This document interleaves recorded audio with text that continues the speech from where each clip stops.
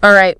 Welcome back, everyone. We're diving deep today, getting into something pretty important, I think you'd agree. Yeah, definitely. It's something we're always working towards, right? Yeah. Living healthier, happier lives. Exactly, exactly. And the more I learn about this, it really seems like those little everyday choices we make, those matter most. It's not about those huge, drastic changes, yeah. It's the consistency that really makes the difference. Exactly. So today we're going to look at three main areas: physical health, mental health, and emotional health. Should be pretty interesting. Definitely a lot to unpack there. Looking forward to it. Yeah. You know, one thing I learned recently kind of blew my mind. It's called food synergy. Food synergy. Yeah, the idea is that like certain foods actually work better when you eat them together, like more than the sum of their parts, kind of like, I don't know, like a superhero team for your body. Interesting analogy. I like that. Right. So it's not just about eating healthy foods, it's about how you combine them. Pretty cool, huh? It is. And speaking of food, one thing that really stood out to me in the research for this was the emphasis on healthy fats. Oh, yeah. Healthy fats. For a long time, fat was the enemy, right? But these sources really emphasize how crucial certain fats are for our health. It's true. Turns out we need them. They're not just good for us, they're essential. We're talking about things like avocados, nuts, olive oil. They help our hormones, brain function, even help us absorb other nutrients. Wow, I did not know that about nutrient absorption. I definitely need to pay more attention to those good fats. Yeah, they're important. The sources go into detail about omega-3 fatty acids, which are particularly important for our heart and brain. Interesting. Another basic thing that we often forget about is hydration.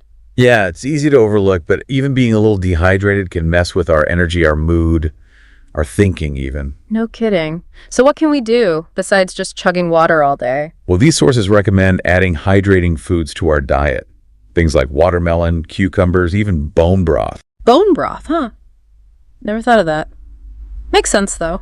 And of course, when we're talking about taking care of our bodies, we got to talk about exercise. Definitely. And it's not just about how much we exercise, but the kind of exercise we do. That's what really jumped out at me from these sources. Yeah, I was surprised by that, too. I mean, we all know the general recommendation is 30 minutes a day most days of the week, right? Right. But it's about incorporating different kinds of movement, like strength training, high-intensity intervals, even just stretching to improve mobility. I see. So it's about challenging our bodies in different ways. Keeps things interesting, too, right? Exactly. And it can even help with something else that's super important for our health: sleep. Sleep. The magic elixir, right? I used to think I could run on just a few hours, but then I read about how much sleep deprivation affects us. It really changed my perspective. Yeah, it affects everything: hormones, immune system, you name it. Yeah. And it's not just about the number of hours either. It's about sleep cycles and making sure we get enough deep sleep. That's when our bodies really repair and recharge. Absolutely. Okay, so we've talked about physical health. What about mental health? What stood out to you there? You know, I'm fascinated by mindfulness and meditation. There's so much research coming out about the benefits. Can you believe that just sitting and breathing deeply can actually change our brains? Really? Like physically change them? Yeah. It reduces those stress hormones and strengthens the parts of our brain responsible for focus and managing emotions. That's amazing. I mean, that's way more than just feeling good in the moment, right? It's actually changing our brain chemistry. It is. It doesn't have to be sitting on a cushion either. There's mindful walking, mindful eating. You can bring that awareness to anything you do, really. I like that. And one other thing these sources really hit on is social connection. Turns out having close relationships is incredibly important for our mental health. It's true. Strong social bonds are linked to happiness, better health, and even a longer life. Makes you think, we all need that feeling of belonging, of being connected to others. So important.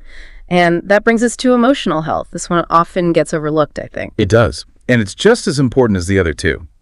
One thing that really resonated with me was that self-care isn't selfish, it's crucial.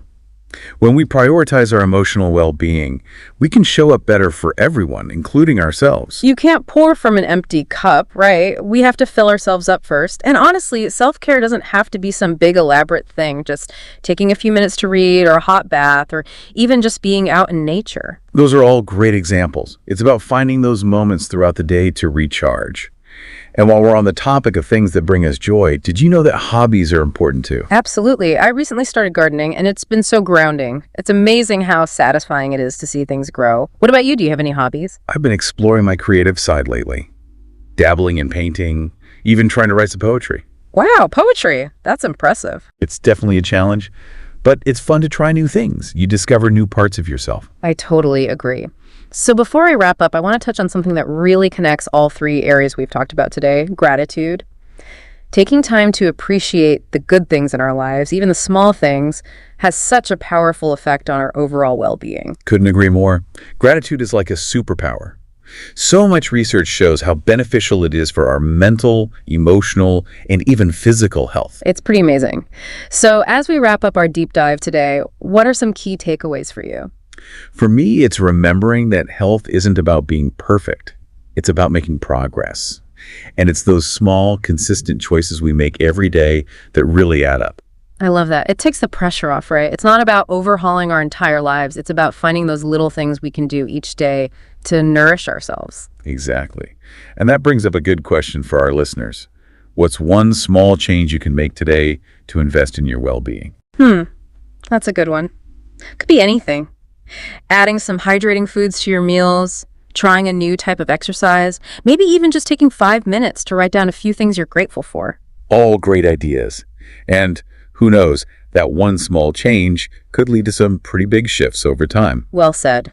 We hope this deep dive has given everyone some food for thought, maybe some inspiration to try something new.